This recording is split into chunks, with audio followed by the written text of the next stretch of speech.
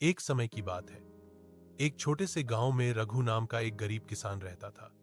रघु बहुत मेहनती था, लेकिन उसकी किस्मत हमेशा उसका साथ नहीं देती थी।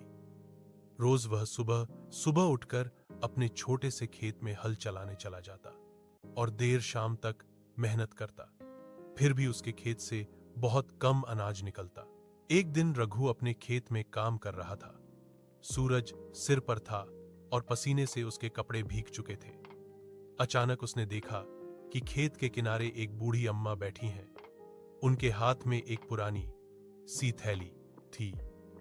रघु तुरंत दौड़कर उनके पास गया और बोला, अम्मा, आप इस धूप में यहां क्यों बैठी हैं? आइए, मेरे घर चलिए, थोड़ा पानी पी लीजिए। अम्मा मुस्कुराई और बोली, बेटा, तू बहुत नेक है। तेरी मेहनत देखकर मुझे बहुत खुशी हुई। मैं तेरे लिए एक वरदान छोड़ जाती हूँ। यह कहकर उन्होंने अपनी थैली से एक छोटी सी चक्की निकाली और बोली, यह कोई साधारण चक्की नहीं है, यह जादुई चक्की है।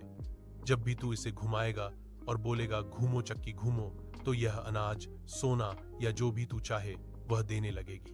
पर याद रखना, जब रुकवाना हो तो कहना, बस चक्की बस। रघु ने अम्मा का धन्यवाद किया।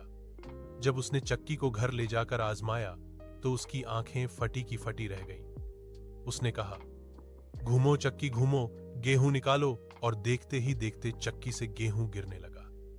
रघु ने जल्दी से कहा, बस चक्की बस, और चक्की रुक गई। अब रघु को कभी भूख नहीं लगी। धीरे धीरे उसने अपनी मेहनत और ईमानदारी से पूरे गांव की मदद करनी शुरू कर दी। जो भी गरीब उसके पास आता, उसे वह अनाज और खाना देता। गांव के लोग रघु की ईमानदारी और दया देखकर उसे बहुत मान देने लगे। रघु हमेशा कहता, मेहनत ही असली जादू है, चक्की तो बस ईश्वर की परीक्षा थी।